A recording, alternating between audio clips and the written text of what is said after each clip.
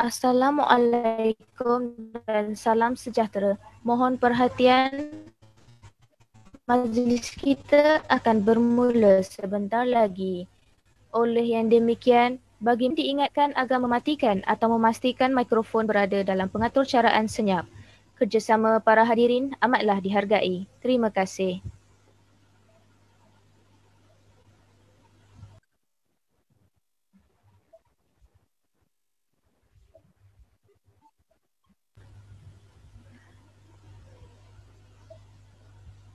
Indah berbalam si awan petang, berarak di celah pepohon ara.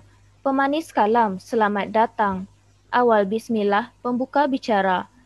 Bismillahirrahmanirrahim. Assalamualaikum warahmatullahi wabarakatuh.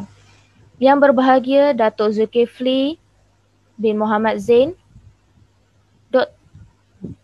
Principal Partner Design Cost Consultant Sendian Berhad, yang berusaha Profesor Madya Teknologis Dr. Nur Suhaila binti Muhammad Sunar, Ketua Jabatan Teknologi Kejuruteraan Awam FTK UTHM, pegawai-pegawai universiti, staf-staf akademik, seterusnya, para hadirin yang dihormati sekalian.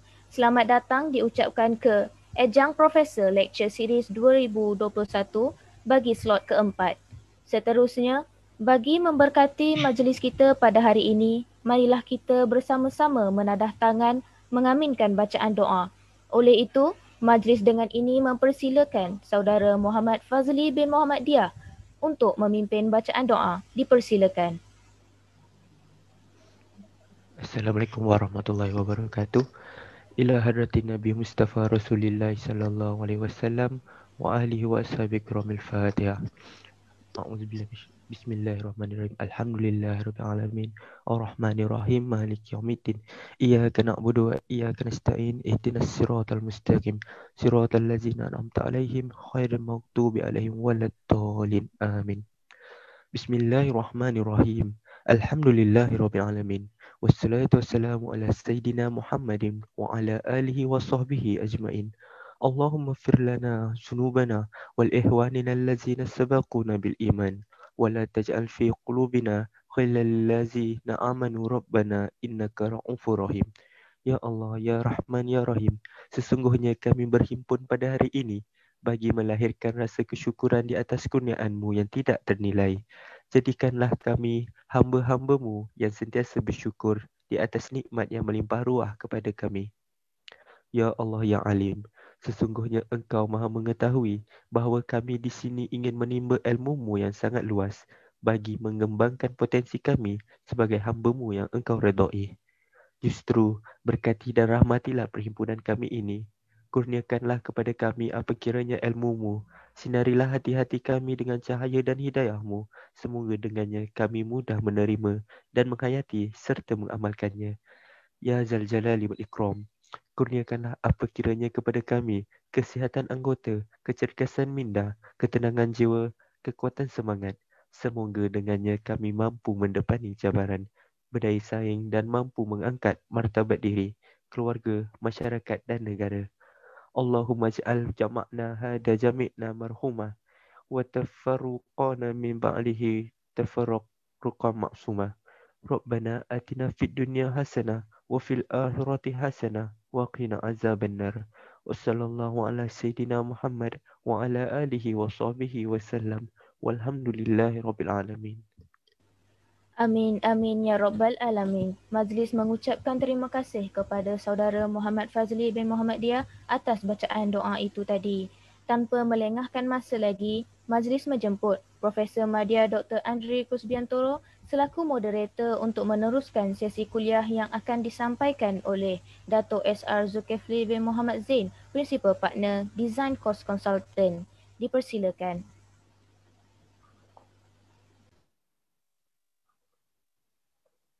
Terima kasih Ms. Nur Farisa, our MC for the today sessions, this morning sessions. Welcome everyone. My name is Andri Kusbiantoro.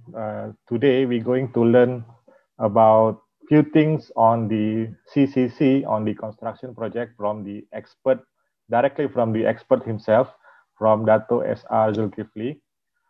Before we start with the morning session, this session, I would like to introduce a bit on the background of Dato. So Dato S.R. Zulkifli is the principal partner in the Design Cost Consultants. So for the last decades, he has devoted his practice to the construction project development. So even though Dato was graduated from quantity surveyor background from QS, however, he has mastered all the knowledge in civil engineering, particularly in the construction area. So Dato Zulkifli is a fellow of the Royal Institute of Surveyor Malaysia, where he is also the member of the Royal Institute of Surveyor Malaysia, FRISM and MRISM. Dato Zulkifli also the member of the Royal Institute of Chartered Surveyor United Kingdom, MRICS, and also registered with the Board of Quantity Surveyor Malaysia as a consultant quantity surveyor.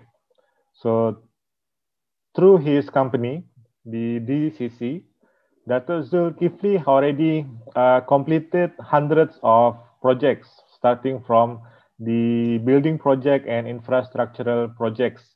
The total can go up to, from the last record that I read from his CV, the total is up to 4.4 billion ringgit Malaysia. And Dato Zul also received several awards on his expertise. Some of them are the Excellence Award from UNESCO for the Asia Pacific Heritage for the Culture Heritage Conservation on the Stadium Merdeka in 2010. And the Anugerah Wajah Excellent Award as a sole partnership consultant from the Board of Quantity Surveyor Malaysia in 2014. So we believe his expertise is more than sufficient for us, and I think it's the most that we have right now, the best that we have right now for sharing on the expertise on CCC. Right. Without further ado, I would like to welcome Dato S.R. Zulkifli for the lecture today. Please, Dato. Thank you, Doctor. Assalamualaikum warahmatullahi taala wabarakatuh. Waalaikumsalam. Hope you all can hear my voice clearly. Is it okay? Very clear, Dato. Thank you. Yang berbahagia Profesor Madya Dr. Suhaila, Profesor Madya Dr. Adi, pensyarah-pensyarah kanan, pensyarah-pensyarah, dan yang saya meraihkan all the students who are participating in this live BC today. This is going to be my last lecture out of 4 series for 2021. And this is very important topics in my opinion, especially for what you call technologies engineers. It's very important that the technologies engineer must embrace with this kind of knowledge, so that when you work with the developer, or you yourself become a developer in the future, or you work with the contractors, or you work with the consultants, it's all required for you to have this knowledge in order for you to manage the development well. So it is a very long processes, endure a lot of difficulties, involving a lot of technical knowledge, as well as the human factors, what they call interaction, especially when you are dealing with the local authority, and there are so many hindrances that you are going to face. It is sometimes not only your knowledge, technical knowledge, that put you through.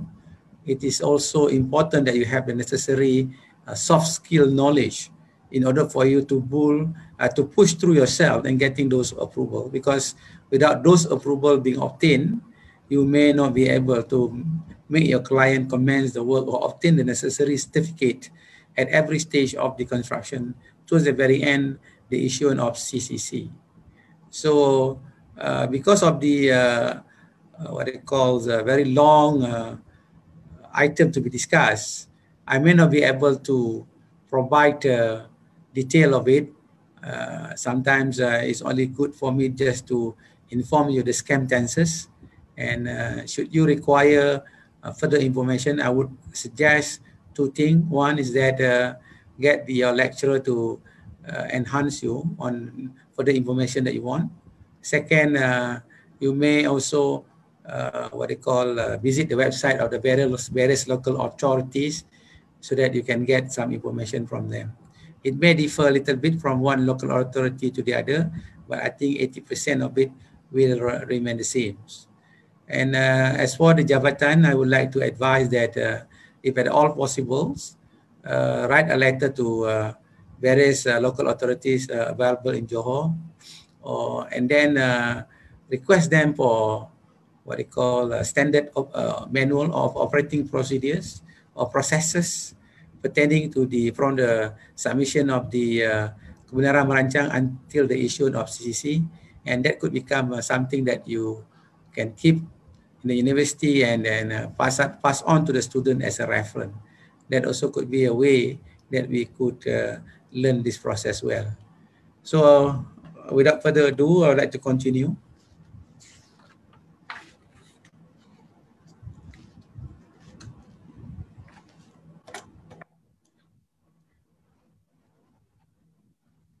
So our topic today is a project development procedure, completion and compliance requirements in the final stage of project development. I will start first with the, before we go through, we have to understand first what are the processes involved in construction. So we have 6 processes.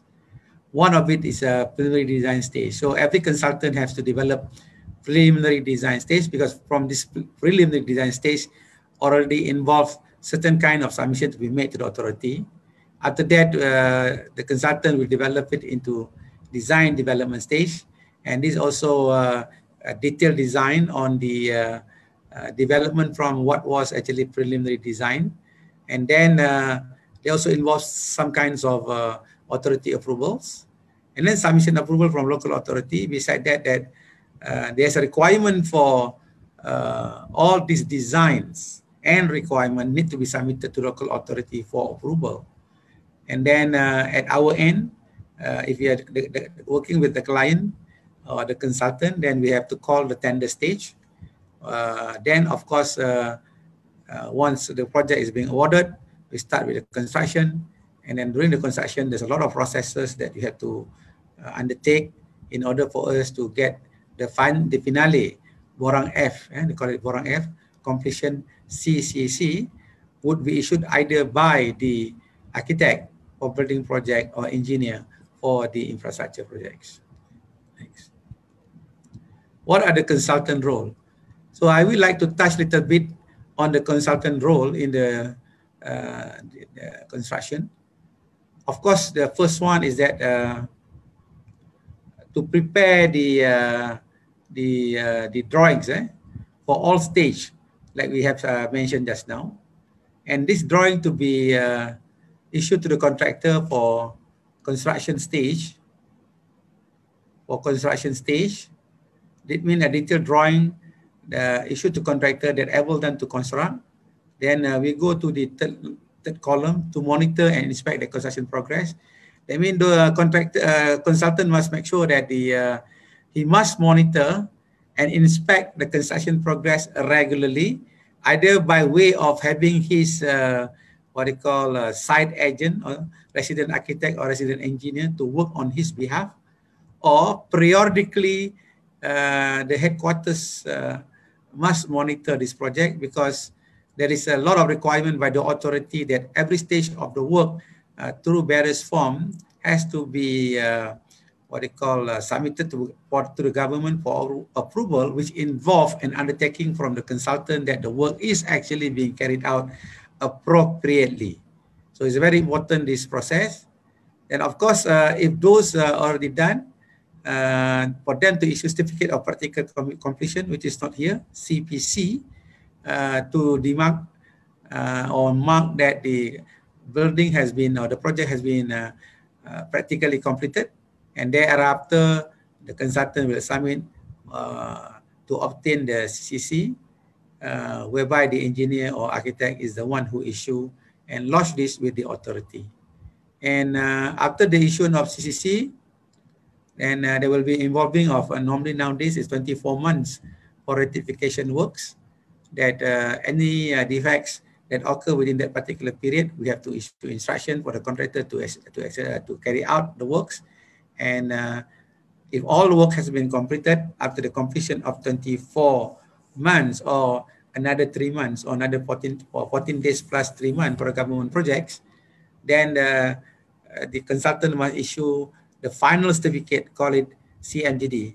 That means certificate of making good defect. This is this last certificate to conclude the project and to conclude the ends of the services of the consultant for the projects. Thanks. So what we have here is that the role of the who are involved. Basically, you can read there. The architect, of course, to prepare the architectural drawing. Town planner is basically to prepare laporan cadangan pembangunan (LCP). It required by local authority. Certain acre of land, I think, if I'm not mistaken, more than 5 acres, we have to prepare the laporan cadangan pembangunan for approval. Civil structural engineer to prepare design related to structurals and the infra drawing. M&E, the same thing, to prepare M&E drawing based on architect design. Landscape architect to prepare landscape drawing. Surveyor QS will prepare the tender, the estimate and the tender. Land surveyor will prepare the setting out and strata title layout plan. Okay. What are the submission procedure before the construction can start? So we have 6 steps or processes that we have to undertake towards the project. First, process number 1 is data gathering. Process number 2 is development plan approval. Process number 3, notification to start works. One, we get the necessary approval by the authority, and i.e. the development order as well as building plan approval. And if it is going to be a building that you're going to sell, you got already advertising permit approved and whatnot, then we can request, notify the authority under process number 3, notification to start works. Then item for process number 4, there will be what they call stages interim inspection by the authority together with the consultant and the contractor as well as the client to fulfill the requirement as provided for from G1 to G21 form that indicate various stage completion of the works. This is very important. Fulfillment of those requirements and ratification made through the comment made by the authority, only then you are entitled to submit the CCC. And then final inspection number 1 and final inspection number 2 done by the authority together with the consultant and the contractor and the client for them to satisfy that the work is already being carried out in accordance with the law, by laws or any other requirements set up by the local authority or service provider. And then they will issue what they call confirmation that the job has been satisfactorily being carried out. Then with that, those form being signed by them, we can deposit CCC under process number 6. So these are the processes involved in obtain from the very beginning up to the deposit of CCC. So this is just to indicate an example of architect drawing, where you have you must have the site plan, you must have the floor plan, you must have section elevation, and of course the detailed drawings. So this is just to show what we meant by architectural drawing. There's a lot of drawing, maybe by 1,000, by hundreds, but this is just to indicate to the student to show you this drawing is all about. And then we have the M&E drawings, which among other things, what the authority want or the construction need to have is the sanitary diagrammatic layout plan. This is the authority one. Street lighting, TNV substation, bomber submission active. What do you mean by bomber submission active? Is the one that use fire prevention, use mechanical, like a fire extinguisher, fire extinguisher and other active hose reel, and then all other things. Not active mean is the one being designed by the architect, like the firewall, like the fire rated door, and then like the enclosure to the staircase and whatnot. So that is called passive, and active is involving fire protection, something to do with the mechanicals. Structural plan and detail.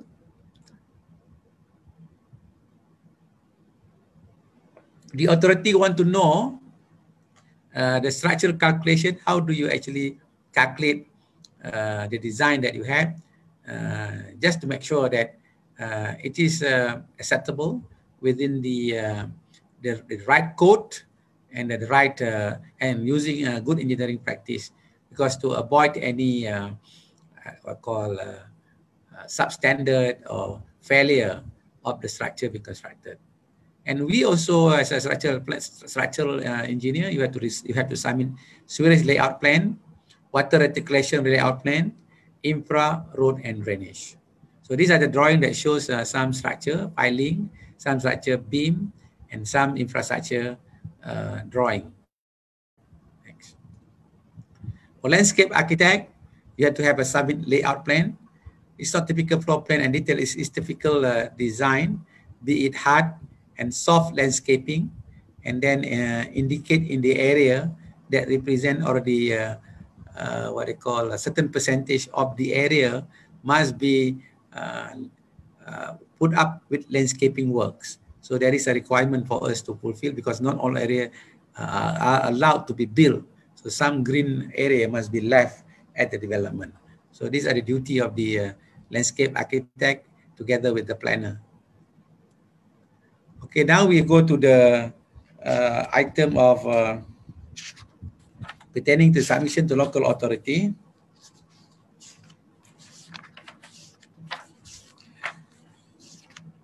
So I will use the Dwi language. We can submit satu persatu, ataupun kita boleh membuat submission secara menyeluruh. Yang pertama 2.1 ialah pemohon kita ataupun pemaju yang akan membuat permohonan kepada local authority menerusi perunding yang dilantik. Selalunya the owner will not make their submission. The submission made by the consultant appointed by them, and by virtue of the standard procedures now to the local authority, we have to submit to the OST, which is one-stop center approvals created by the local authority. So item number 3, agensi memperaku. Before anything you want to start submit to them, you must first get agensi memperakukan bahawa yang pertama sekali 12124A, borang 124A, jika tanah yang hendak dibangun itu ada tanah pertanian, maka pastikan bahawa you telah submit kepada local authority, kepada pejabat tanah PTG untuk menukar syarat sama ada kepada mixed development ataupun commercial ataupun institusi, kalau ia projek melibatkan government. Jadi ataupun daripada institusi kepada commercial, ataupun dari institusi kepada mixed development ataupun commercial. So this must be obtained first. That means that before you start and commence job or work at the site, you must make sure your land has been converted. And then after that, once you in order for you to do this, you have to surrender your current title to the authority and informing them of your intention to change the kegunaan tanah tersebut. Once they agree with you, after this being presented to the ESCO meeting of the state, because land is state matters, and then you are required to pay processing fees as well as some premium by virtue of the conversion of higher value from pertanian to the commercial or mixed development, it is going to be higher value. There is a calculation to it. You have to pay the premium. One is done, then your title will be issued with the title of the development. Let's say from pertanian to commercial, then you have under 204D. Dia pejabat tanah akan mengeluarkan satu grant baru kepada you, menukar syarat tanah setelah you penuhi segala syarat yang mereka perlui, dan ini dipanggil serah balik kurnia semula. Ya. And then we have item seterusnya, agensi memperaku, jabatan perancang, pihak berkuasa tempatan, iaitu kita mesti mendapat kelulusan merancang. Lepas tu sebelum kita mendapat meneruskan yang lain, semasa submit pelan kebenaran merancang, kita harus ada pelan nama jalan. Nama-nama jalan. Kalau kita banyak jalan, kita perlu ada pelan nama jalan. Kalau satu je, satu saja. Lepas tu kita mesti ada nama taman. Kalau projek itu besar, Taman Mawar lah, Taman Dahlia lah, Taman UTHM lah, apa saja, sebab nama-nama taman ini dan nama-nama jalan ini mesti diluluskan dahulu sebelum kita dibenarkan. Ini semua berlaku di peringkat kebenaran merancang, development order. Of course, pada ketika ini juga mereka akan melihat plan lanskap. Kalau kita lihat tadi 2.2 dan 2.4, semua ini akan dihantar kepada OSC secara berasingan atau secara serentak dengan yang lain. Agensi yang memberaku seterusnya di bawah 2.5 ialah Jabatan Bangunan di pihak berkuasa tempatan. Iaitu pada peringkat ini kita akan menghantar plan bangunan. This is detailed drawing. Kalau plan kebenaran merancang, kita hanya menghantar basic design, call it schematic design, floor plan, and if it is going to be in town, for instance, for apartment, we have to show them the cross section, the layout plan, the typical floor plan, the perspective of the building, the elevation of the building and the section, because like the Bandaraya Kuala Lumpur is very concerned about the perspective, is very concerned about the elevation, is very concerned about the color code and whatnot. We cannot simply design things. We must adhere to certain requirement especially on your envelope, on the facade of the building. So this is done at the plan kebenaran merancang. Then plan kebenaran merancang normally valid for 1 year, and within that 1 year you must submit the building plan approval. Building plan approval is a detailed plan approval encompassing what actually you going to construct that being developed from plan kebenaran merancang. Dan di peringkat ini kita mengharapkan untuk mendapat building plan approval, and then di masa yang sama kita akan menghantar permit papan adang, iaitu permit to construct hoarding, and then also permit Roro bin. This is a permit for what they call tempat buang sampah yang besi yang ditarik oleh lori itu. Dan seterusnya agensi memperaku Jabatan Kejuruteraan, tadi itu Jabatan Bangunan, di Jabatan Kejuruteraan di pihak berkuasa tempatan. Saya merujuk kepada carta-carta ini berdasarkan kepada carta standard yang dikeluarkan oleh Dewan Bandaraya Kuala Lumpur, dan mungkin berbeza di antara satu autoriti dengan autoriti yang lain. Tapi berdasarkan pengalaman saya, 80-90% adalah sama, dan di antara yang paling tough untuk mendapat kelulusan ialah DBKL. DBKL. Dan di peringkat kejuruteraan PBT, kita akan submit kita punya what they call plan struktur dengan calculationnya, plan kerja tanah, plan jalan parit dan lampu jalan, permit korek jalan, dan plan laluan utility. So kat sini detail kita akan hantar ke Jabatan Kejuruteraan yang akan melihat perkara-perkara yang kita beritahu mereka yang ada melibatkan services dan juga design for the structure. For your information, based on my experience, sometimes I do advise my client at item 2.4. After we obtain approval kebenaran merancang, before we obtain 2.5 building plan approval, I also sometimes advise my client request for early commencement. Certain authority allow for earthwork and piling work to be carried out. So while we are getting the building plan approval, we can catch up with the time by jumpstart getting the earthwork and the piling done first, then we, while waiting for it, maybe 6 months to 1 year, we can save the period, because normally the piling may take slightly long, especially if it's involving a multi-story building, maybe 9 months to 1 year to complete. And of course, the other part that NAK 2.7 is the last one, agensi yang mengulas. This agency is also is very important. There are 2, 4, 5, 7, 11 of them.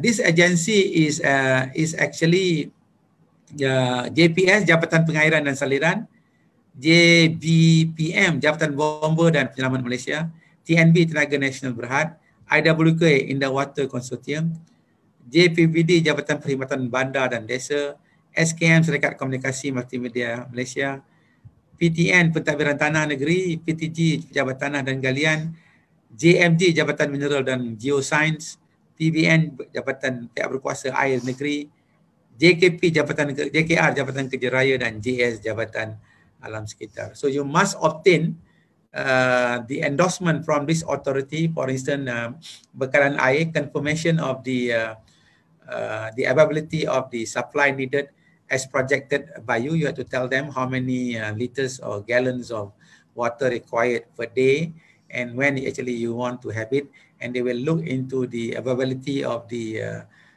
supply over that particular area. If the pipe is not there, then they might be involving some kinds of negotiation with them when all those to be provided, or sometimes involving us to pay certain kinds of fee, certain kind of charges to them for this to be able to be bring to the site. That also include TNB. They want to know also the load requirement by us, and then from that, when we want it, and they will check at the site whether they are in the position to supply. So same thing to IWK and the rest. JPS is involving the discharge point of yours, whether that one is involving to the current drainage system, whether the drainage need to be upgraded, whether the queue volume of the water from runway and from the one being collected through the what they call rainwater down pipe, discharge to your perimeter drain and discharge to the main drain outside the site, is able to take care of not, or need to be improved further, so that this extra volume of the new development does not affect the current drainage system. Okay, next. As I said, it's a very long talk. I hope you will bear with me. So this is a little bit about the local authority function. I mean, the blue color is showing that we actually submitting the permohonan, and then what is the local authority will do, and then tanggungjawab is a counter OSC will do. Then on the right hand side, terima permohonan, semak dokumen, dan daftar permohonan 1 hari. Yang ini penting untuk kita mengetahui selepas kita menghantar dokumen kita, di mana kita patut hantar, apa yang kita patut buat, dan berapa lama sepatutnya mereka melakukan kerja ini, supaya kita boleh monitor di peringkat kita yang menjaga site yang diberi amanah untuk berkenaan approval ini, dapat mengetahui jika terlewat, dan kita boleh berurusan dengan mereka. Sebab dia piagam mengatakan benda ni 1 hari. Jika kita tidak semak dan tidak tahu piagam ini, maka susah untuk kita semak berapa lama untuk mereka menyiapkannya. Next. Tugas seterusnya ialah pihak berkuasa tempatan ataupun OSC akan membuat edaran di atas permohonan. Sebab kita akan hantar banyak, bukan satu set, mungkin berbelas-belas set dokumen. Dan kalau satu set dokumen tu beratus keping, kita mungkin menghantar beribu keping dokumen, drawing dan sebagainya yang ditandatangani oleh perunding, dan mereka akan mengedarkan kepada jabatan-jabatan dalaman dan juga untuk agensi jabatan yang terlibat seperti mana yang saya terangkan tadi. So ini selalunya mengambil masa 1 hari. Next.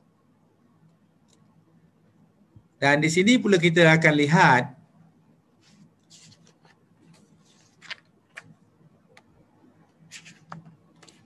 Kenapa tak ada?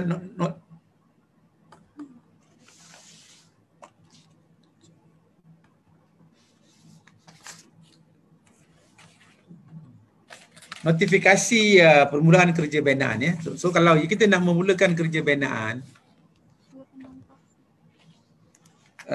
kita harus melakukan perkara-perkara begini ya. Pertama sekali senarai semak deposit.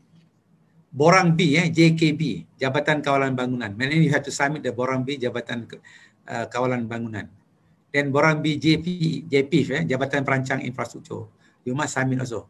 PDC 6 MSRG Volume 2. This is another submission that you must submit. PDC 6 ni dalam masa submission of the building plan approval. Borang JKJ 103 untuk akta kilang dan jentera. Kita kena submit juga kita punya program of works. Dan kita kena submit borang perakuan perunding bagi skop pengairan dan saliran GPS, borang perakuan perunding bagi skop pengurusan sisa pekerja dalam bangunan, bagaimana kita nak buang all the building material wastages outside the project. Plan bangunan untuk rekod, jabatan kita akan dan senarai perunding projek yang berurusan dengan PBT, sijil tanah, bayaran cadangan infrastruktur ya. Dan selepas permohonan deposit notifikasi, dipanggil notification note, that you can imagine how many borang and jabatan yang kita kena memberitahu untuk kita memberitahu memulakan kerja. Edaran notis dan dokumen kepada agensi dan OSC bila menerima borang-borang ni semua dalam salin yang cukup akan mengedarkan kepada Jabatan Bangunan, Jabatan Kejuruteraan, IWK, DOS dan lain-lain agensi seperti yang saya sebut tadi, iaitu TNB, Telekom dan sebagainya. So this is a process for informing the government that we want to start work. This is about notifikasi pembayaran interim. Once you start construction work, we must notify the authority related to the work that you do. OSC menerima notifikasi pemeriksaan interim yang menyatakan pemajuan telah memenuhi kehendak agensi peringkat interim dan bersedia untuk pemeriksaan oleh pegawai oleh agensi. Misalnya kalau kita telah pada peringkat itu menyiapkan kerja-kerja tanah, maka kita akan panggil jabatan yang berkenaan untuk melawat tapak memastikan bahawa kerja-kerja tanah yang telah kita lakukan telah memenuhi piawai yang ditetapkan, dan kita mohon mereka mengesahkan borang G yang kita hantar supaya kelulusan diberi. Kelulusan diberi. Dan seterusnya, jika kerja-kerja struktur telah disiapkan, maka kita akan juga membuat notifikasi. Jika kerja-kerja berkaitan dengan electrical, bomba, air, IWK, keselamatan, JKR dan sebagainya, kita akan memberi notifikasi pada setiap peringkat perbenaan apabila perkara itu telah diselesaikan. Untuk kerja-kerja mekanikal dan electrical misalnya, kita telah melaksanakan testing and commissioning, maka pada peringkat itu kita boleh memanggil mereka untuk mengesahkan kerja-kerja yang kita lakukan. Ya. Misalnya pihak berkuasa air 4.3, pemeriksaan interim dibuat untuk sambungan pipe utama, that mean sambungan pipe daripada pipe projek kepada bekalan. TNB, pemeriksaan interim akan dibuat untuk memastikan bahawa TNB is ready, completed and ready to receive supply. JKR, pemeriksaan interim dibuat, DOS dan sebagainya. So these are all the authority yang akan membuat pemeriksaan interim. Maknanya pemeriksaan interim ini bukan muktamar lagi. Dia akan melihat kepada perkara-perkara ini, dan jika ada ulasan dan sebagainya mereka akan beri pada ketika ini. Next. Dan seterusnya kita akan lihat pemeriksaan akhir dan pengeluaran surat pengesahan CCC.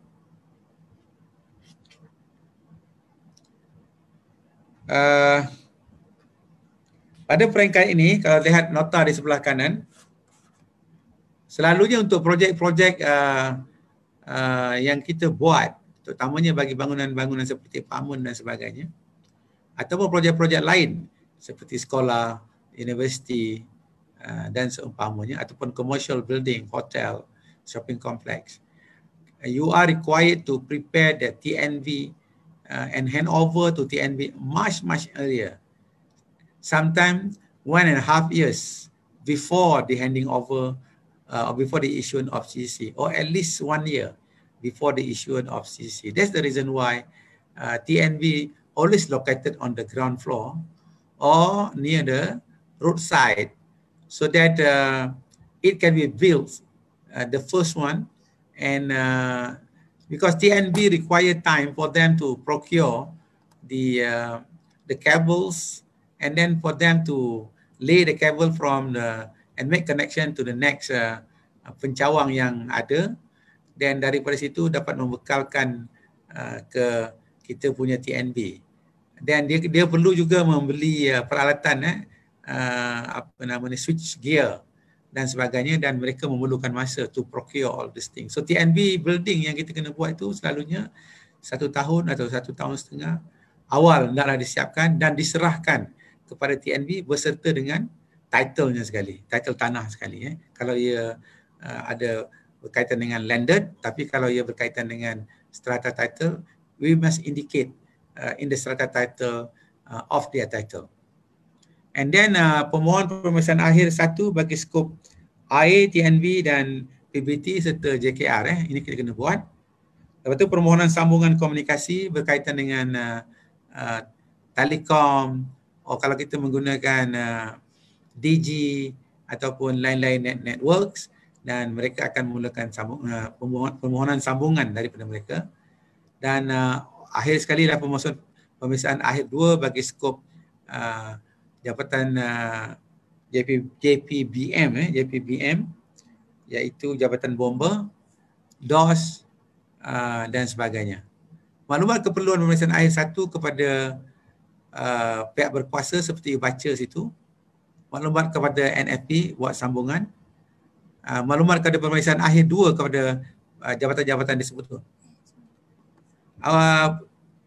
Pelajar boleh lihat kepada nota di sebelah tepi untuk mengetahui apa yang dimaksudkan short form, nama apa dipanggil tu, singkatan kepada jabatan-jabatan yang berkaitan.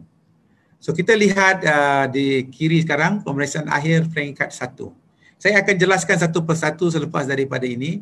Sekarang ni kita melihat secara overall dulu. NFP, NFP iaitu jabatan penyambungan berkaitan dengan networking, penyambungan komunikasi. Jabatan Bekalan Air akan mengemukakan laporan pengujian dan pentaulian, di mana di peringkat ini perunding akan mengemukakan laporan berkaitan dengan testing, testing and commissioning, berkenaan dengan pipe-pipe air dan sebagainya.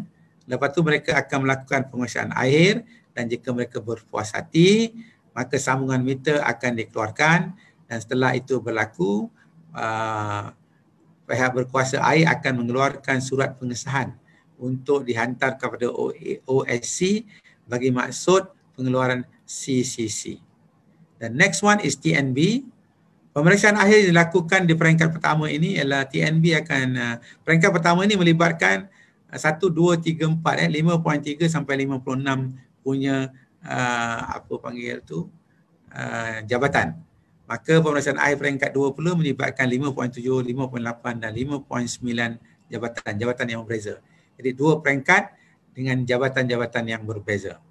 Untuk PBT JKR pemeriksaan akhir, dan jika mereka berpuas hati dengan kerja-kerja apa nama ingress, egress, jalan-jalan, penamaan jalan dan sebagainya, dan mereka akan mengeluarkan surat pengesahan kepada OSC. Pemeriksaan akhir peringkat 2, Jabatan Bomba akan membuat pemeriksaan akhir, dan setelah kita menghantar kepada mereka ujian-ujian yang dijalankan, dan mereka juga akan datang ke tapak, akan membuat ujian tekanan kepada pilih bomba dan sebagainya bagi memastikan kehadiran bekalan dan periksa juga tekanan air seperti yang direka bentuk supaya jika berlaku kebakaran maka benda itu mendapat piawaian yang ditetapkan. Dan juga mereka akan mengeluarkan sokongan untuk pengeluaran CCC. Jabatan Alam Sekitar pun sama dan juga IWK proses yang sama kepada aktiviti construction yang berbeza. So that's basically the overall proses berkenaan dengan daripada pemohon untuk mendapatkan OSC. Next. So sekarang kita lihat peringkat akhir pemeriksaan air peringkat 1 secara detail. TNB substation. TNB will come and check the trenches, pipes list as per approved drawings. So what TNB will do, first they will see whether the building is completed or not. Second, even though at the particular times, if it is within the apartment building on the ground floor, for instance, the rest of the building is still under construction. But what TNB is needed to know is that the building for TNB is already completed, complete with painting, complete with doors, complete with all the windows, and then there is an access, necessary ramp to the TNB and access for them to bring in their switch gear and access for them to lay the cables. So they will check. They will also check at your building that the trenches that you build is correct in terms of size, in terms of size, in terms of depths, and in terms of its finishes. And then so that when they bring in the switch gear and start make connection with the cables, everything were in accordance to their standards. So this is the one why they came in before they accept that the building is actually being completed properly. Pihak berkuasa air akan inspect pemasangan pipe based on specification as per approved material by authority. Dia akan lihat bahawa pipe yang kita pasang itu adalah pipe yang betul seperti yang dibenarkan. Bukan semua pipe dibenarkan untuk dipasang. So kita mesti pasang pipe seperti mana yang diluluskan oleh mereka sewaktu kita submit building plan approval dahulu. Saya ingin memberi sedikit cerita di sini. Berdasarkan pengalaman saya yang seperti saya jelaskan dulu 10 projek yang berlaku dahulu. Saya dapati bahawa setelah bangunan itu disiapkan, kami menghadapi masalah, klien saya menghadapi masalah untuk mendapatkan CCC hingga terlewat hampir 4 hingga 5 tahun. Salah satu puncanya ialah apabila pihak kontraktor yang dilantik melalui design and build dan pihak perunding yang memperakukan CPC, Certificate of Practical Completion, yang mengatakan projek itu telah completed secara praktikalnya, telah memasang pipe yang tidak diluluskan ataupun memasang pipe dari jenis yang lain daripada yang telah diluluskan seperti yang dinyatakan di dalam building plan. Dan akhirnya apabila untuk mendapatkan CCC, ianya telah reject. Dan disitulah saya dipanggil sebagai perunding bagi menyelesaikan masalah ini. Alhamdulillah, kita telah menjaya hampir 90 to 95% of this issue. Dan saya mencadangkan kepada pihak klien saya, tidak ada pilihan lain dengan kecuali kita korek balik pipe yang lama, pasang pipe yang baru, dan di masa yang sama bangunan yang sedia ada yang berjalan itu perlukan bekalan air. So kita kena create another new layout ataupun redundancy. Sebabkan tempat yang sempit kita tidak dapat buat di tempat yang baru, kena buat tempat yang sama dan kita adakan pipe sementara untuk memberi bekalan air kepada mereka. So this is very long battle, menyebabkan klien saya terpaksa endure legal battle with the client, and I'm advising them to sue the contractor and the consultants, and now they are at the process of doing it. I'm the one sole expert witness appointed by the client as endorsed by the lawyer to provide to the court my opinion pertaining to this one. So it's very important. If you work at the site, you know this, you don't simply allow this thing to happen. Don't shortchange. At the end of the day, you will suffer. So this is very important. NFE, which is pertaining to the service provider, will come and inspect. We'll make sure that all the risers, all the trunking at the infrastructure area, at the external works, and trunking riser, shaft and everything is all done appropriately, and then testing and commissioning being carried out before they issue letter sokongan lah. Tiada halangan untuk menyokong pengeluaran CCC. PBT JKR, submission of requested document, for example, they want to know the site photos, how actually before the work be carried out, the work being carried out, the work after being completed, and then they will carry out the site inspection if there is a request by the local authority for them to visit. Next. It's very boring. It's very boring. No joke, nothing here. Somehow or other, UTHM has given me the topic all boring subject matters, but it's very important, and it may boring to you, but I'm very what they call in my duty and lines of work, I'm enjoying doing this because it's not an easy. There's a lot of document. There's a lot need to be complied. Even the consultant to fulfill the requirement of the authority, sometimes 3-4 times they have submitted and submit tendang dan sebagainya. So that's the role of the project manager to ensure that the process of submit and tendang will not happen many times.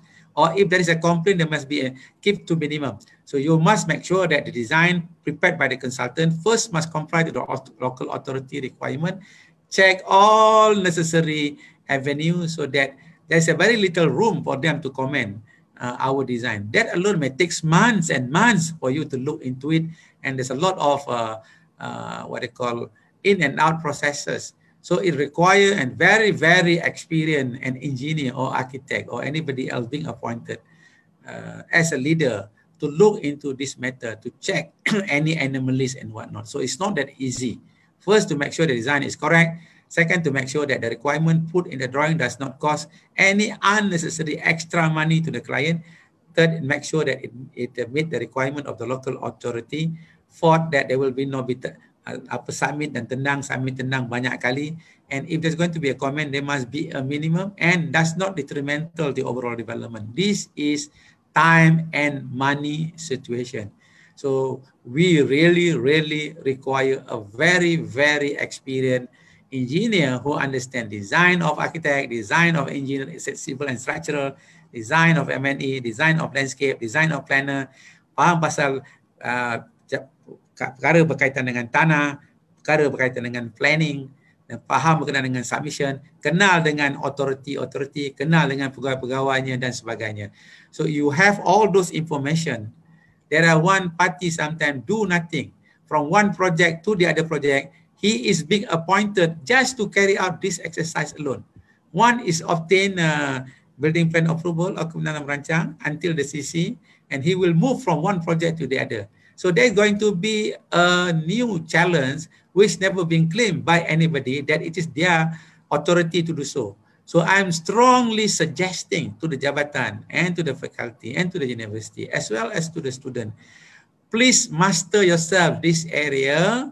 Then you can become a very important consultant. You can imagine 6 months that you save their time and getting the approval early, you may save millions of money of the developer. They don't mind to pay certain percentage, maybe 10% of the amount saved. Okay, then peringkat kedua, Jabatan Bomber.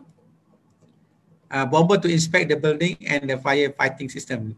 Normally bomber is not easy. They will come to the site, they will do all the water testing, pressure testing and whatnot, check the pipe material.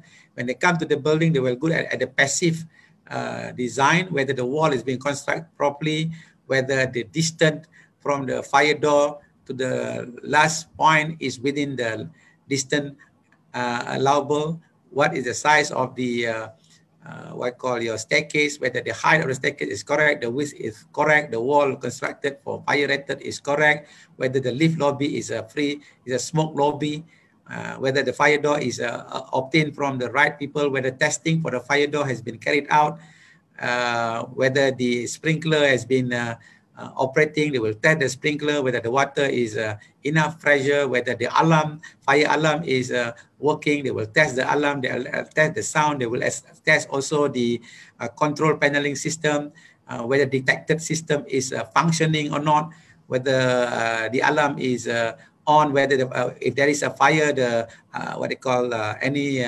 problem is detected. When the lift is not functioning, the thing is being shown in the control panels, and then whether CCTV is well functioned, whether is the angle is correctly taken. There's a lot of things that we look into it, and it normally will take a lot of time for us to team these people, team in to get this letter out. And there's a lot of things sometimes they change the requirement. They add on more requirement over and above what was already approved. We have no choice but got to do it. So these are the things that during construction is a very important that interaction be made with the bomber, especially you have interpersonal skill. Make them coming in at the interim, not once to the very end, so that during construction, if any shortcoming, you are able to do it and much cheaper to your client to do it rather than towards the very end, because everything is being completed may require certain kinds of demolition and whatnot. So this is jabatan yang paling suka untuk dapatkan approve di peringkat awal dan jabatan yang paling suka untuk dapat kelulusan di peringkat akhir. We understand the reason why, kerana ia melibatkan keselamatan penghuni bangunan. So we have no main-main mengenai perkara ini.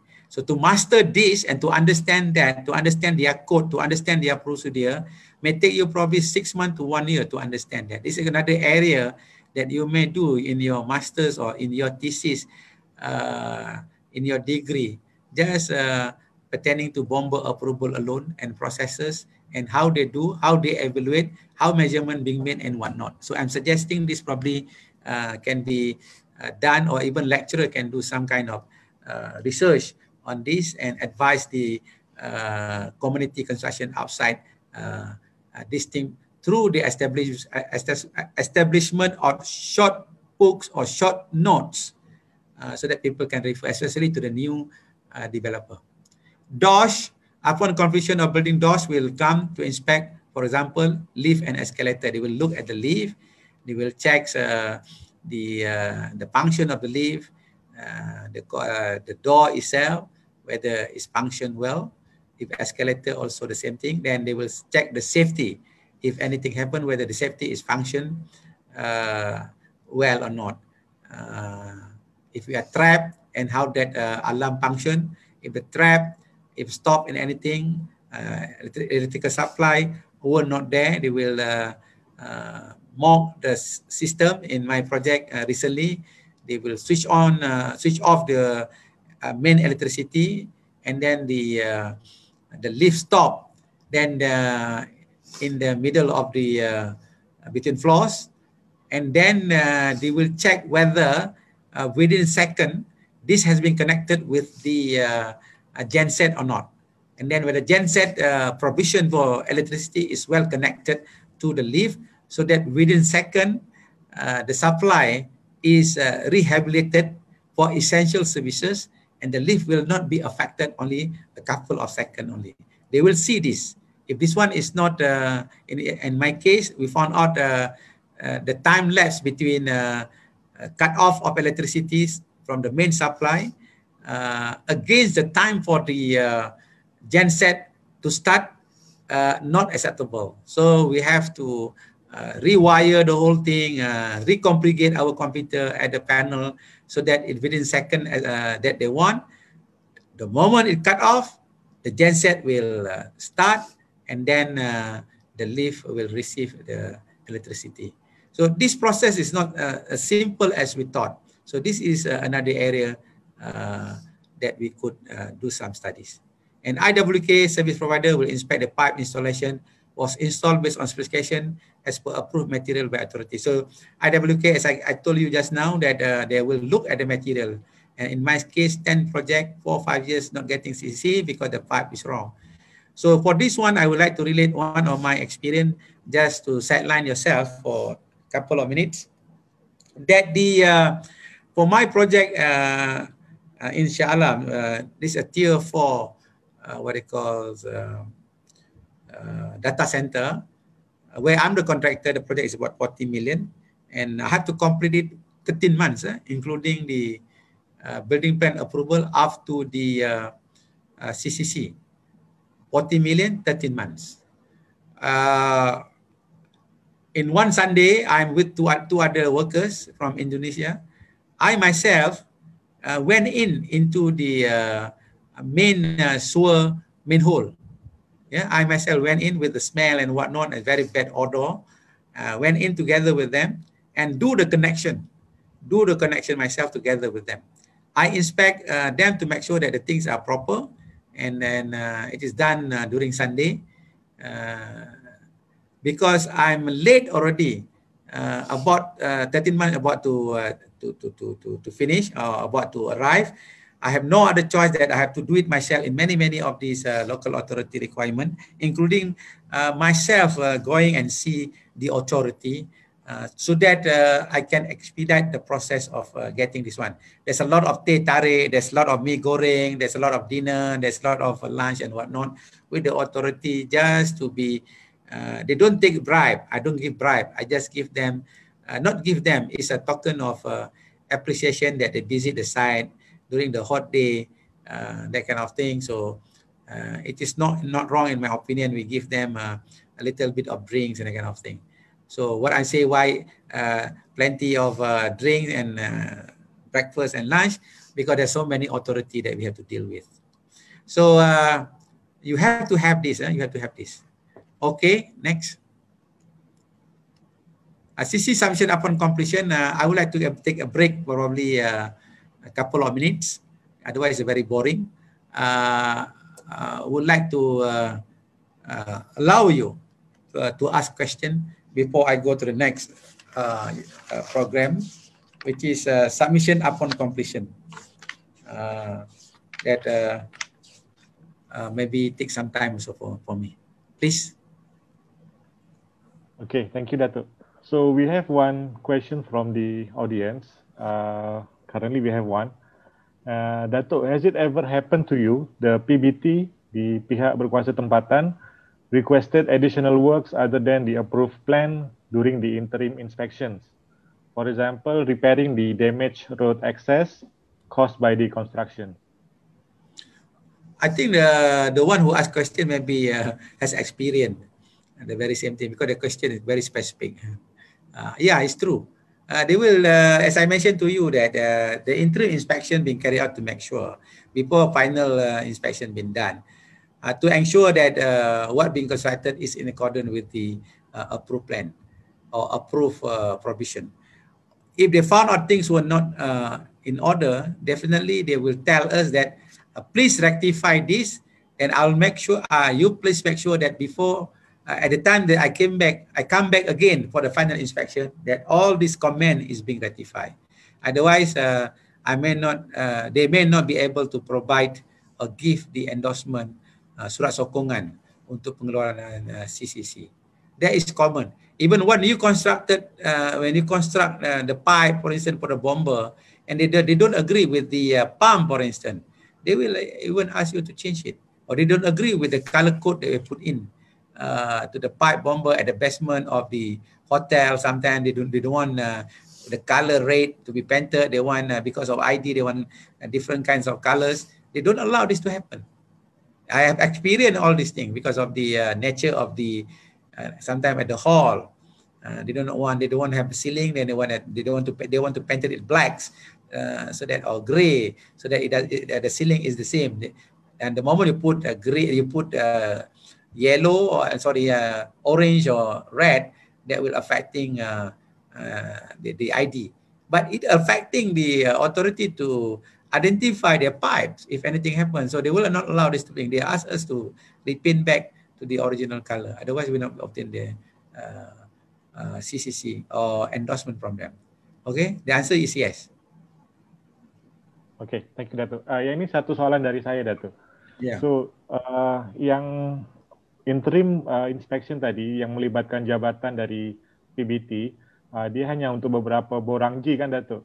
Tapi untuk yang borang yang tak melibatkan jabatan, contohnya borang G1, G2, Kalau dia ada dispute, macam mana nak solvekan Datuk? Sebab borang G1G itu dia hanya di certified by professional engineer atau professional architect.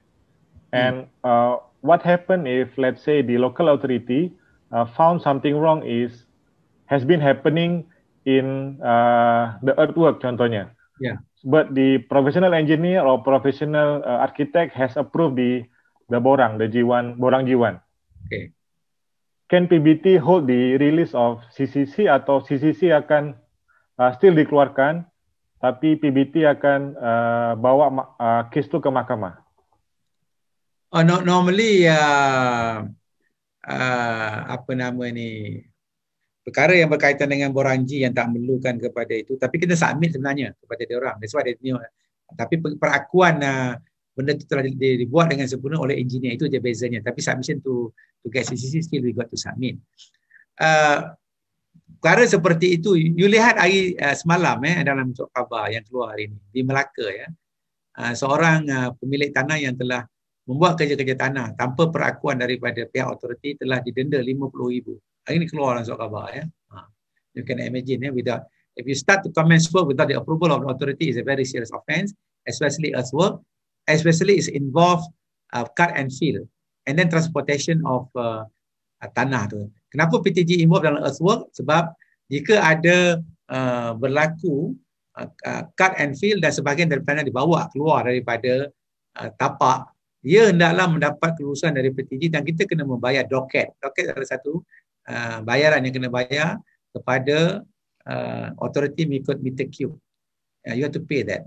So that's why PTG involved in the earthwork, beside the conversion of the land. As to your case, Doctor, just now, normally I've not experienced whereby it's being rejected, tapi ada yang dipertikaikan. Kadang-kadang ada juga konsultan yang kadang-kadang tidak mengikut peraturan seperti tidak tanam rumput, tidak membuat slope yang betul, ataupun tidak membuat temporary drain dan kind of thing, appropriately, then they still endorse. When the authority come and visit, those things were not acceptable by them, but they have signed the things. So what my suggestion, two things now. One is actually rectify according to the very same thing that they wanted, and then letter of undertaking by the consultant is required to conform to the authority.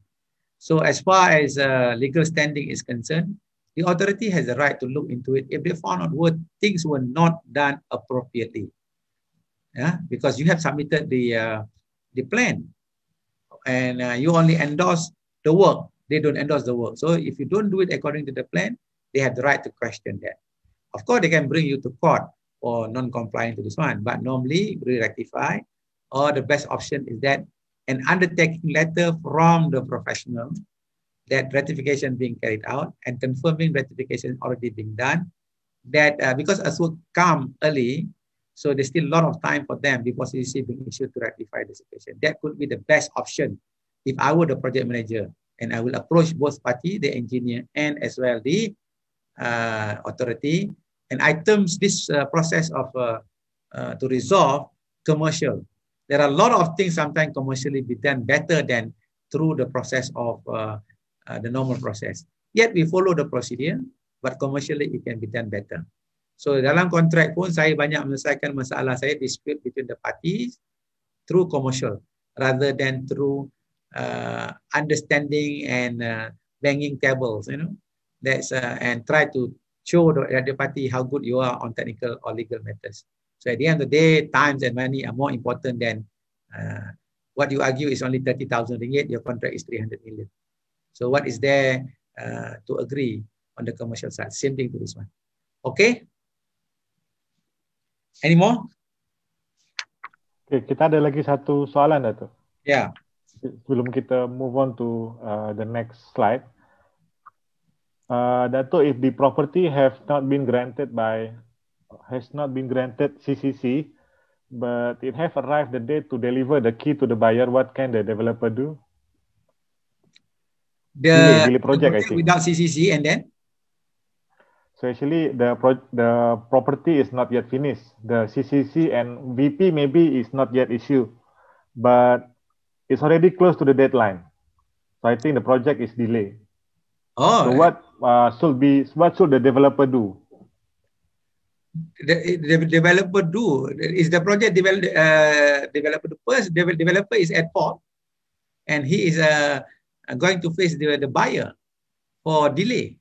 And S&P, sale and purchase agreement, indicated if you are delayed, you have to pay the compensation to the buyer. That's one.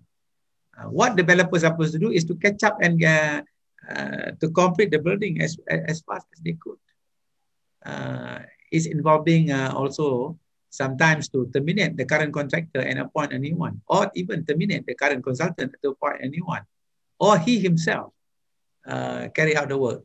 These are the things that, as I mentioned to you just now, that like the one that we have with our client, I told you that they are not getting the CCC after 4 to 5 years. We are the consultant being appointed to resolve this issue. So same thing to this one. If happen to be, they must find people like me to resolve their issue so that the construction can be expedited, and then the approval from the authority can be obtained within the time. Of course, with technologies, only then we can do this. So that's the way. But there's no other choice but for the developer to expedite the process of completion. Okay. Okay. And last one, Dato, before moving to the process 6. Based on your experience, Dato, in the context of local authority submissions, so far, what are the challenges in that phase? And usually, how long is the submission of overall application will take? This is a very valid question, and then many even developer will ask. Sometime now I involved with the project management. During the interview, they will ask, how long you think if you will be appointed for us to obtain kebenaran merancang, and how long the building plan approval? Then how much you know about the authority? There's sometimes not only that your expertise in the area that you are being appointed, it is also the knowledge, the soft skill that you have with the other authority, also very important. So you cannot be sitting in your room and doing nothing. That's the reason why sometimes I pay a visit to local authority, make known to the boss, make known even to the what they call office boy. That's the reason why sometimes if I went to the authorities and whatnot, the guard will sometimes give me a special parking to enter the building. And normally I will be entertained to a certain extent, but not all of it. But sometimes I do enjoy that privilege. This is because that just an honor of gesture at the times of enter the building. Just clap my hand and how are you? How are you today? Have you taken your breakfast? Apa khabar bang? Abang sihat? Apa khabar dek? Are you okay? Dah makan belum? Oh, nampak segak hari ni? Everything is in order? Yes. Terima kasih banyak. Balik pun cakap terima kasih banyak. Penat ni, panas-panas ni. That kind of thing. That simple gesture from a people who drive 7 Series. You can imagine how they feel about it. Yeah. So there's a lot of things that you have to learn from this one. Same thing when you go and see the authority at the jabatan. At the front desk people, Assalamualaikum, or good morning, how are you today? Boleh saya nak hantar borang ni. Saya dah tua, 55 I'm old. Saya nak hantar borang ni, saya ada projek ni, saya project manager, bla bla bla. Boleh bantu saya. Even though I already know the process, I already know the officer, I already know the director. But I still, before meet the director, I always talk to the people. And along the way, while I'm seeing the director at his room, I have to pass by a few workstation. From the workstation, sometimes I stop by. I stop by at them and ask them, how are you? Lama tak nampak, nampak kurus hari ni. Lawa baju you. You baru gunting rambut ke? Itu lain lah nampak. Dia pakai spek ke sekarang? That kind of thing. So benda-benda macam ni tidak diajar. Tidak diajar. Tetapi menunjukkan gesture of respect to people. So once you obtain the approval, for instance, you drop them a card. Say thank you. Drop them WhatsApp. Thank you very much. Even to the office boy who bring up the file for you. Benda ni nampak kecil, tetapi dia selalu dalam ingatan mereka bahawa kita menghargai. Baru-baru ni pun saya dapat jab di tangan kiri saya yang sangat tidak sakit. Di antara jab yang terbaik. Saya kata, this is the most best jab I ever received in my life. Two of you are fantastic nurse. I respect your profession. Mungkin I'm the only one who said that throughout beratus orang yang mendapat cucuk hari itu. Dan itu boost up dia punya life.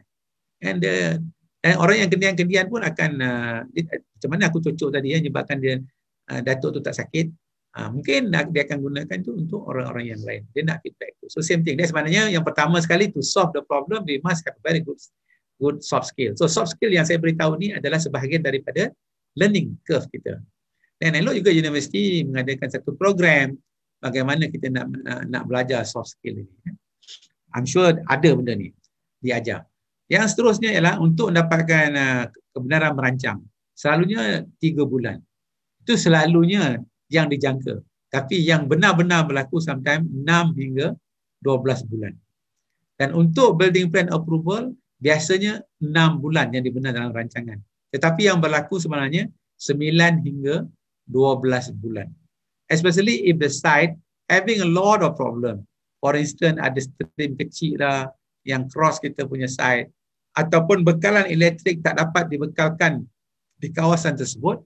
Ataupun the nearest pencawang yang boleh membekalkan beberapa kilometer jauhnya. Ataupun IWK Central System are not available.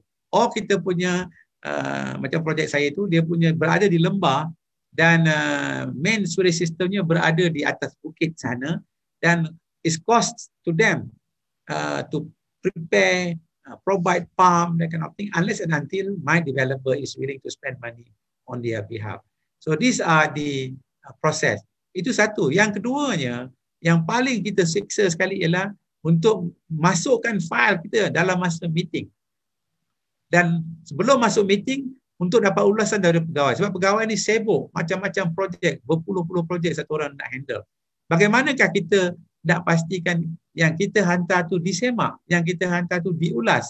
Dan setelah diulas, kita nak pastikan bahawa file kita naik untuk diangkat ke mesyuarat bagi maksud mesyuarat.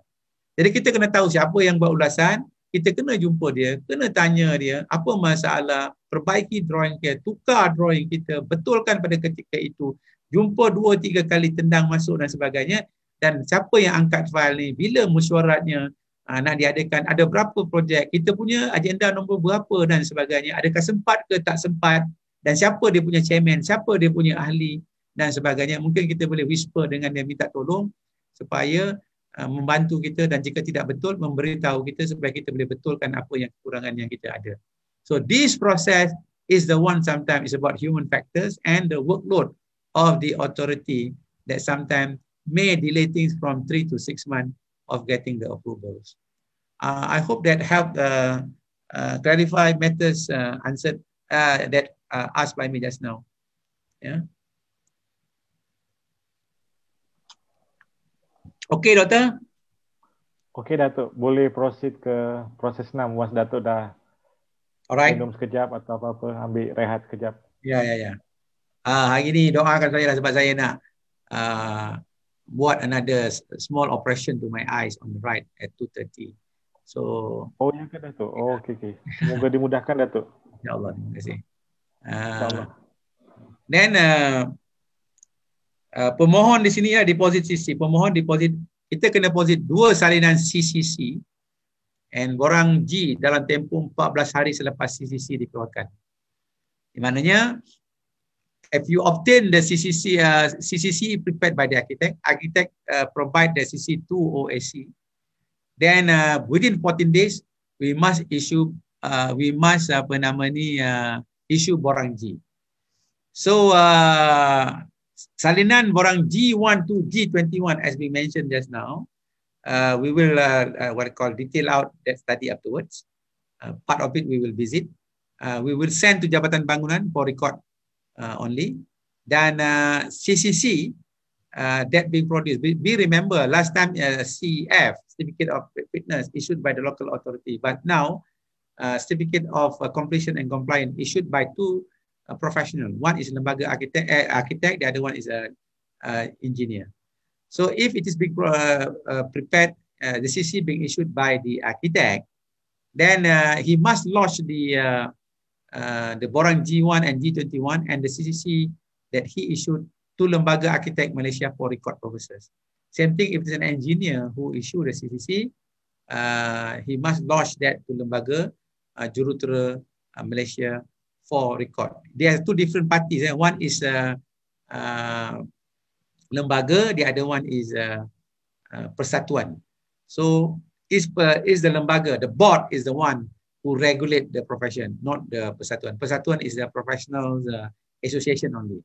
Of course, they take care of the well-being, the developments of the profession and whatnot. But those who give license for one to what they call practice is lembaga architect for architect, lembaga jurutera for lembaga jurutera, and I believe now you have your own lembaga to deal with technologies, because in my board of quantity surveyor, we already created technologies quantity surveyor. Yeah, I've seen that. So that means if you become technology quantity surveyor, you can join me and become my partner to a certain extent, which I will have to find out how that could happen. So if that happen, then we can provide a services together with your own expertise, as I mentioned to you just now, providing all this exercise, obtaining approval from the authority. We do this only. So you are the one I will ask run around to get this thing done. Okay, next. Okay, G forms. We have 21 G form. Yeah. Stage 1, we have 3 stages altogether. G is actually a form that you must obtain to indicate that every stage of the work that you do is actually in compliance to the approved drawing, i.e. the building plan and kebenaran merancang, which you obtained earlier on prior to the commencement of the works. Last time, when local authority is the one who issue CF, they do it differently without all this form. They still have this kind of inspection, but they call it in different manners. But now, because of the issuance of CCC done by the professional, that's the reason why the function of the local authority or the service provider were adduced or reduced or done through the requirement for the developer through consultant and contractor to obtain the approval or surat sokongan through various stages of as provided for in various form from G1 up to G21, embodied through stage 1, stage 2, and stage 3. Because this is so important, I would like to go through a little bit because I still have another half an hour or 15 minutes or so. Stage 1, commencement work at site. This is who's supposed to receive this. We have to submit to Jabatan Bangunan, and who's supposed to do this? The consultant architect and CS engineer. That means we must submit notification of commencement of work, what to be submitted, what borang I have mentioned just now. And then G1, we start with G1. Once the job is being start or commence, like Doctor said just now, we have G1, which is earthwork. We have to submit to the Jabatan Bangunan. Consultant is engineer, architect, and contractor.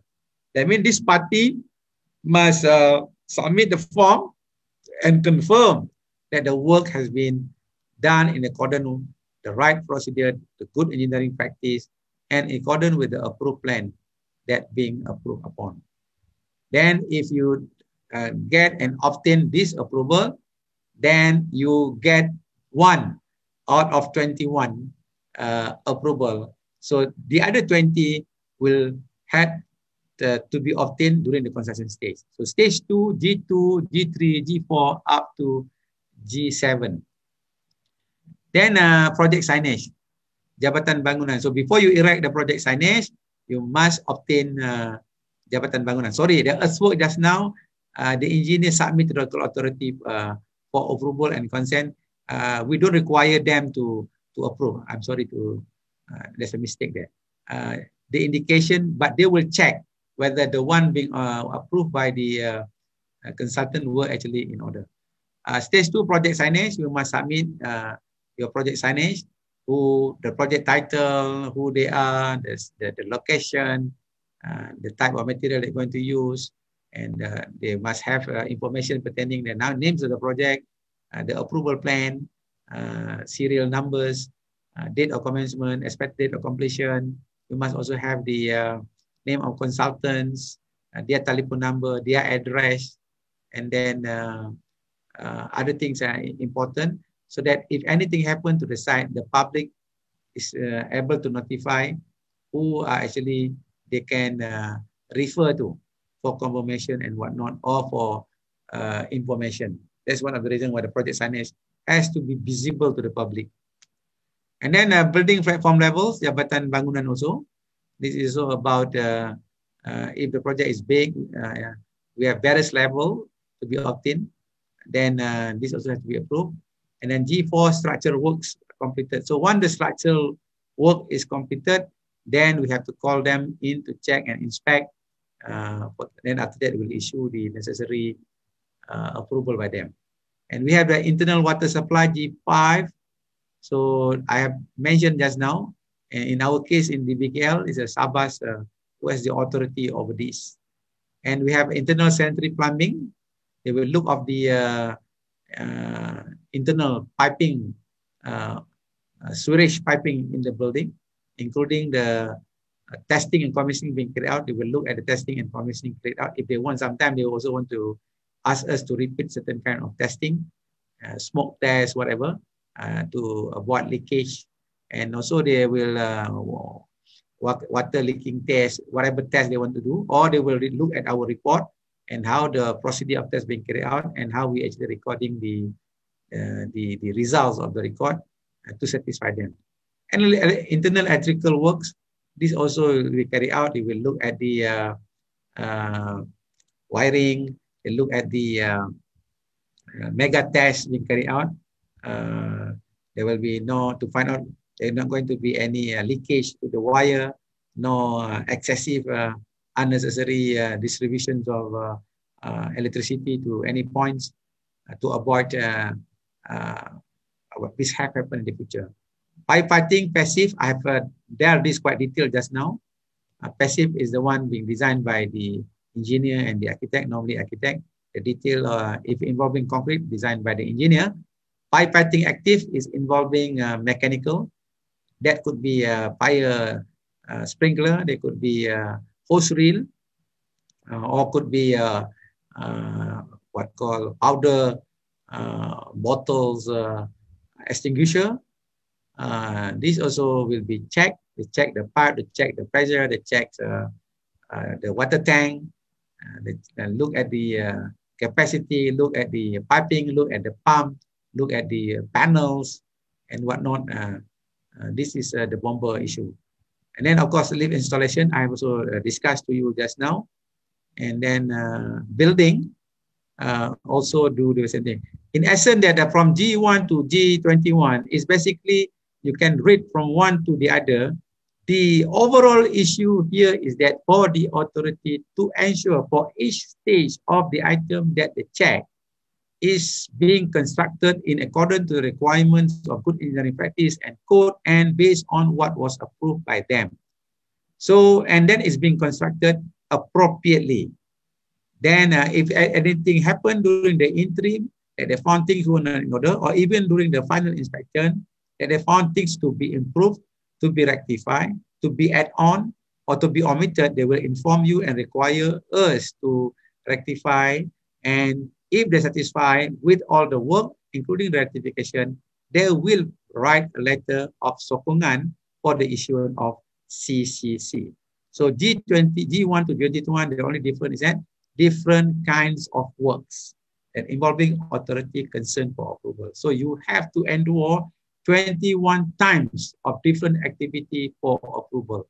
So it's just not going to be very, very easy things to do. Okay, next.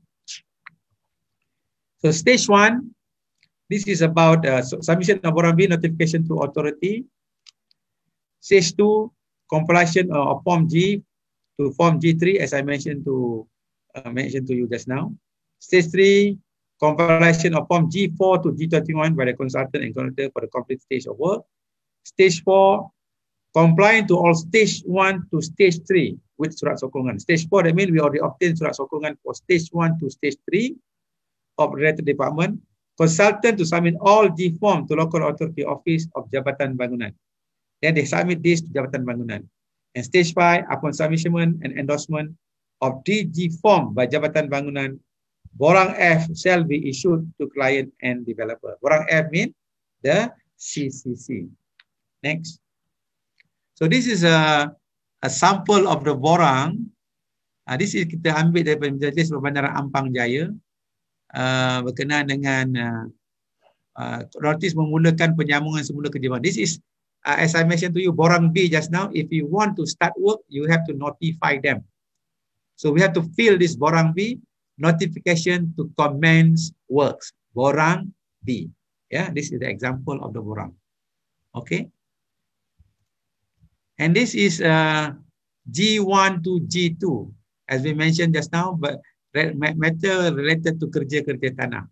So this is pemacangan tanda dan kerja-kerja tanah. This is the borang that you must submit. Contractor must sign, and then lembaga, then and jurutera also must sign. Then this is the one that Dr. mentioned just now, that it is being endorsed by the consultant, but we still to submit to the authority. Yeah. And then kalau ada berkenaan dengan pegging, ni land surveyor, there must be a contractor involved in the project, appointed project. There must be jurupetanah berlesen. Then of course the architect concerned pertaining to the layout and whatnot must endorse this. So this is another borang G1 and G2. Next. This is G3. Dipanggil asas tapak. So when you prepare the asas tapak, you have also to call them in for them to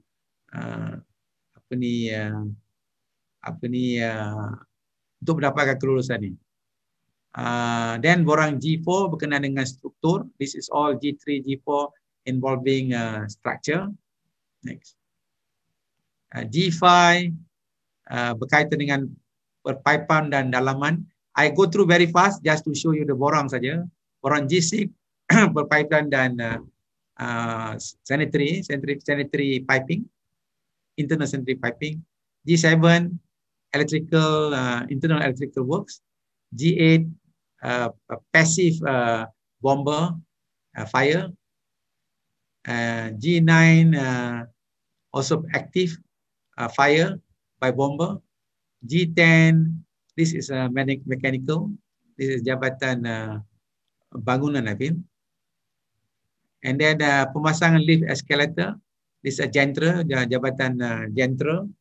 Then pelakuan bangunan keseluruhan, this is a local authority yang buat.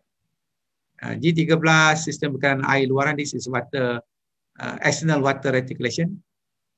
14 is sewage external reticulation. 15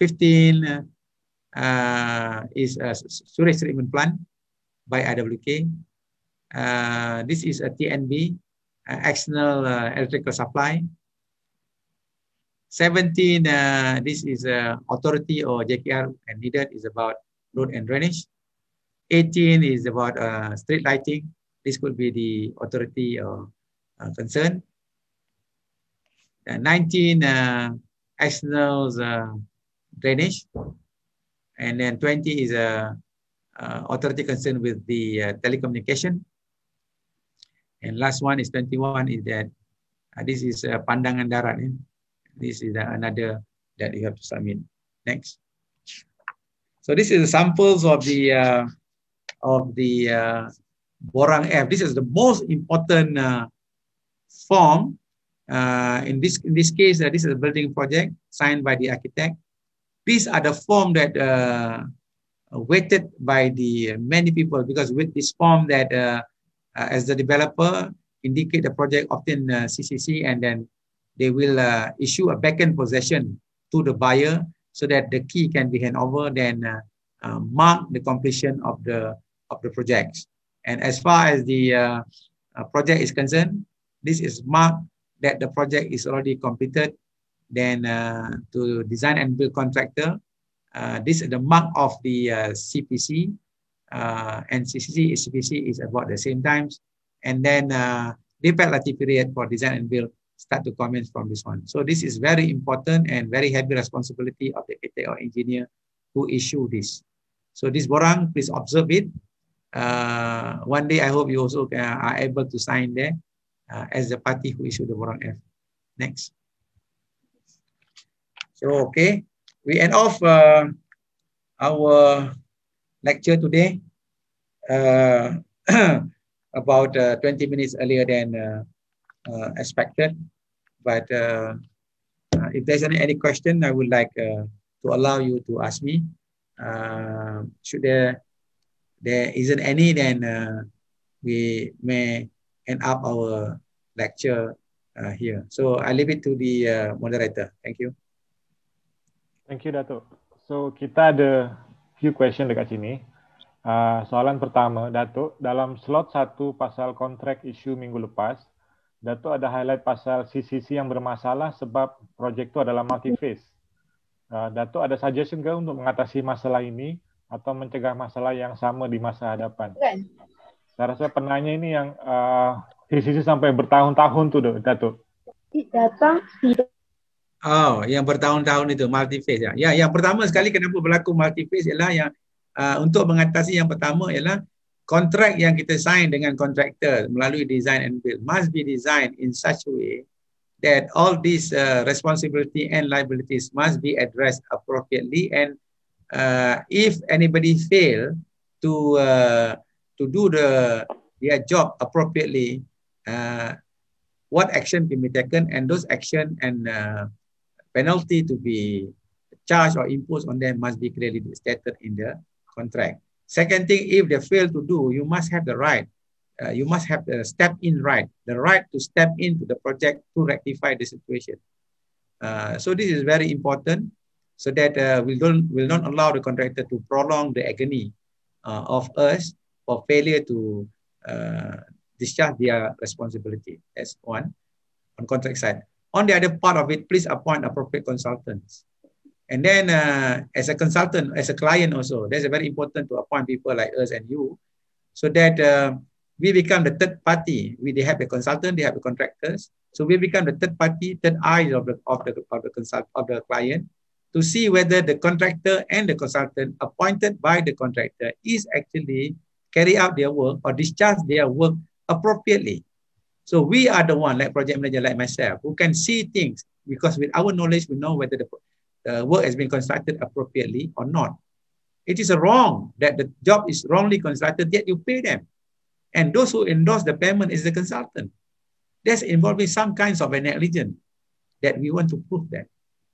And you can imagine that my client is also responsible to upstream contract to the other party, and he has to be responsible and sued by the other for this negligence. And negligence is being created not by him, by a party who he has no control, because they are professional. So these are the things, the duty bound of professional. Please be, when you work next time, don't shortchange anything. Do appropriately. Let people feel that you're a bit strict, but the implication for being weak and unable to monitor the project appropriately may cause this thing happen. So the next available option, now they are appointing me to resolve the issue. Very unfortunate that appointment late. If they appoint me when the thing happened last time, this may not happen to be this way. Unfortunately, because of their not having strong technical department, very small team, this thing never been captured until things become uncontrollable. So I cannot blame them. The only thing, if they within 9 months, I'll be able to solve something like 90% of their issues. So these are the answer. Next one. Datuk, yang ini, yang susulan soalan tu, yang ini dari saya lah. Masalah tu terjadi sebab building plan tu dia diisukan berlainan ke, atau memang building plan approval dia sama, tapi project carried by different contractor, atau building plan tu dah berlainan, tapi kontraktor yang bermasalah? Macam mana Dr. kena ulang ni? Saya yang multi-phase tadi. Multi-phase. Oh, okay. Okay, multi-phase repair. And then? Building plan approval untuk multi-phase tu dia jadi satu ke atau berlainan, Datuk? Oh, berlainan. Sebab dia ada 9 daerah di dalam negeri tersebut. 9 office being dibina bagi setiap daerah. Jadi setiap daerah itu local authority requirement-nya different. So 9 different submission, 9 different approvals. That means the building plan is almost identical, but due to the geographical site condition, it may adjusted here and there, especially on the external works. But as far as the building is concerned, they are identical to a certain extent. But the authority is a bit different, but from the same state.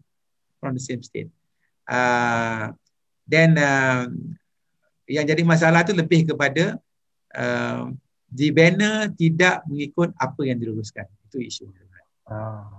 Dan yang jadi masalah ialah ianya diluluskan oleh pihak konsultan sebagai diperlakukan sebagai telah di banner seperti mana yang diluluskan. Itulah isunya sebenarnya. Okey, betul? Okey. Ini soalan selanjutnya Datuk dari TS Aiman. TS Aiman Gamuda. G13 sad people, you know? Yeah, okay. G13 external water reticulation yang itu by IWK atau PBA. I think typo kok Datuk. Sebab dalam slide tadi yang G13 by IWK. Maafkan saya, thank you. Tapi dalam borang PBA, typo kok. Typo error, sorry for that. Thank you for ratify the situation. The experienced people will know all this thing. That's good. Sorry. Itu satu lagi soalan dari TS Aiman. Apa beza G17 dengan G19? Tak boleh disekalikan? G17 dengan 19? Ya, Datuk. Jawapan tak boleh disekalikan, itu bukan hak kita. The authority concern is doing it. So that's my answer. G17 berkenaan road and drain, lepas tu yang G19 berkenaan external main drain. Kita ada drain di dalam bangunan, dalam kawasan external work kita. Yang the other one tu ialah di luar daripada kawasan tapak kita. Okay.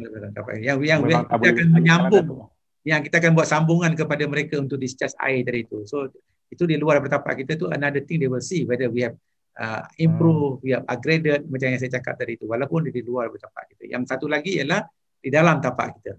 Itu jawapannya. Okay. And then soalan selanjutnya, of all the consultant professions mentioned before, which scope of work is the toughest professions? I cannot answer you.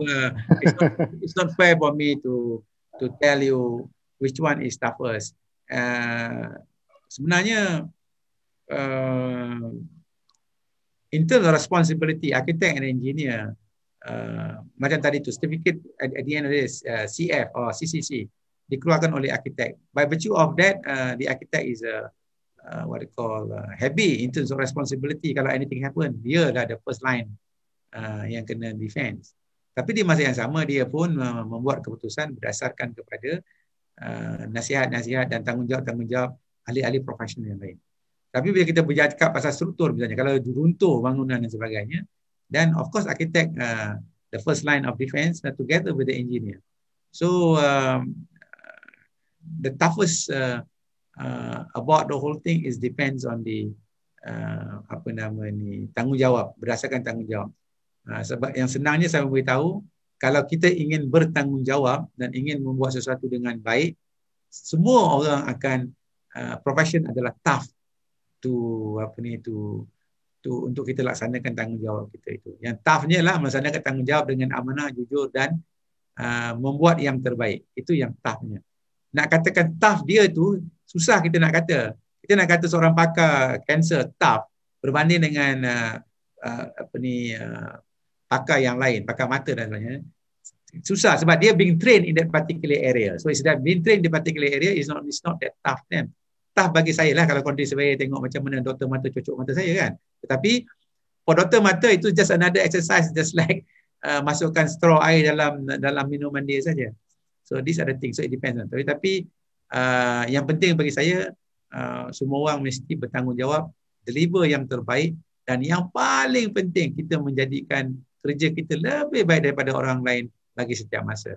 Itu yang lebih toughnya. Alright? Okay. Ada lagi, Doktor? Okay. Thank you, Datuk. Ini soalan terakhir. Because some project is a trouble project, even with a competent contractor completing the work, it may remain a trouble project.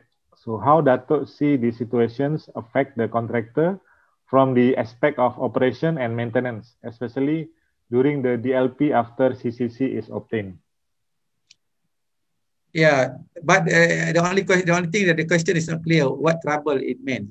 It's not easy for me to answer. But I boleh buat andaian lah. Trouble project sometimes when payment is not received.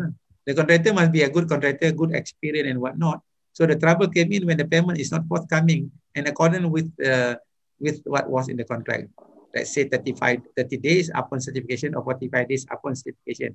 3-4 months or 3-4 certificate never been paid. That is trouble to the contractor. Then of course, if this thing happened from the very beginning, then we knew, we can smell that if that one is not being improved, the project is definitely going to be in trouble. Second thing, that if the authority over that particular area is a very stringent sometimes, whereby we found out that the work overtime are not allowed, then we already delay, then we want to catch up the times. These are not allowed to work beyond 6 o'clock because of the premise probably within the sensitive area, you know, then it's going to be a problem. I just give you an example that I have a tree to be cut in front of my house here, and I asked my man to help me to cut, and he worked until at 5:30, and 6:15 I think, and the neighbor of mine already came in and make a complaint to the authority. Only 15 minutes extra from this one. Where? Because I'm staying in a sensitive area. So if they make one phone call, they don't make to the ordinary officer, they will make to the mayor himself. So you can imagine that these are one of the reasons why trouble into come. The other trouble into come when we have a shortage of material, shortage of labor. That also could be a reason sometimes. Or we also experienced last time sudden spike in in cost of the material. But now we already experienced about 20% higher the cost of steel and some material shortage in the market. So this is going to be a problem because the contractor may hesitate to purchase because of high in price, or the supply is not there. We experienced way back, I think, I remember 10 years ago, that the private sector affected by shortage of steel, and the steel price increased by 50%. Then there's a lot of slowdown in construction, especially if the construction stage work at the structural part. But for the government, they come out with the what I call perkeliling and supplemental agreement, allowing variation order of prices to take effect. Then it helps the contractor who undertake a government project. But there's no such thing happen to the private sectors. So this called trouble, and the contractor just refused to proceed. And of course, there's going to be a delay in the project.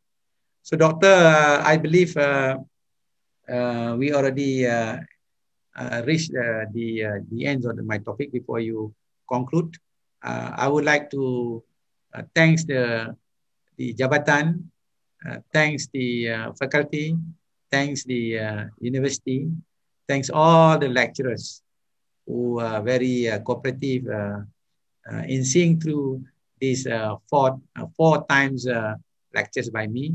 And indeed, I'm glad that you're giving me the opportunity to share with you. And I really hope that the sharing that I have with you all benefited to all of you somehow or other. If there is going to be any shortcoming in my presentation or information were not that quite accurate, please do correct it, inform me, or the lecturer can inform the student about the situation. And then I would like to wish all the students, please work hard, even during this pandemic. And I really hope that you become really, really good technologies, and then make a great impact in the construction industry. And I want to see you all success in your future undertaking. May all and Allah bless all of you. And yang kurang itu datang dari kelemahan saya, yang baik itu datang daripada keizinan Allah Subhanahu wa taala. Assalamualaikum warahmatullahi wabarakatuh. Waalaikumsalam warahmatullah. Thank you, Datuk, for sharing a very fruitful and very beneficial information with us. It's a very good opportunity for us to learn many things since the slot 1 contract issue, and then we are having the forum on the future and challenges on the construction industry from the perspective of engineering technology. And then we have the sharing from you on the plant and machinery right, from the economical point of view. And lastly, our slot today on the the knowledge on certificate of compliance and completions. Right. Before I end this morning session, Dato, I would like to give the floor to our Ketua Jabatan, our Head of Department, Professor Madya TS Dr. Nur Suhaila Muhammad Sunar, to give a few words on this program. PM. Okey, Assalamualaikum. Terima kasih. Alhamdulillah. Tahniah dan terima kasih kepada Yang Berbahagia Datuk Surveyor Zulkifli bin Mohamed Zain.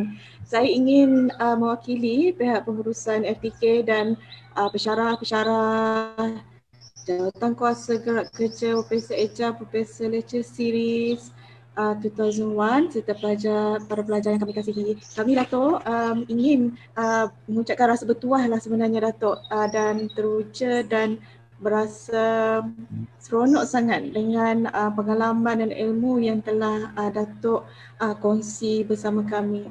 Saya ingin sudahi dengan sepatah pantun ya Datuk untuk penutup program ini.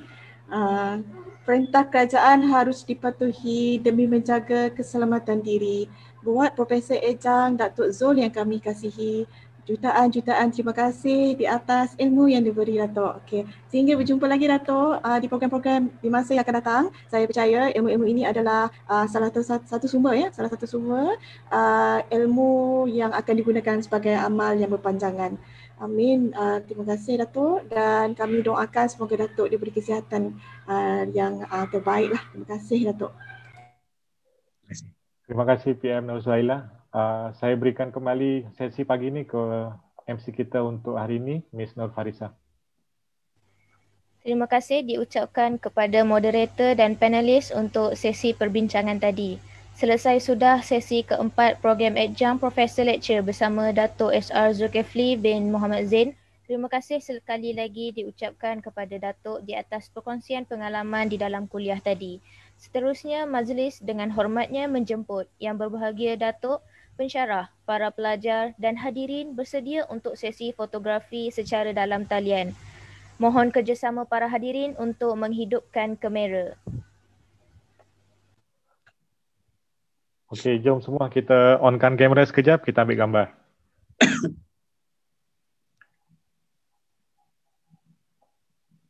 Alright, hari ini ada 3 pages, so it's going to take a few seconds. Right, taking picture in 1, 2, 3, smile. Okay, moving to the next page. 1, 2, 3. And the last page in 1, 2, 3. All right, thank you everyone. Thank you. It's a pleasure to have the session with you today. Hopefully we can see you again in the next session and we'll keep you updated on the sessions, on the next sessions. Assalamualaikum and very good morning. Salam, thank you. Waalaikumsalam.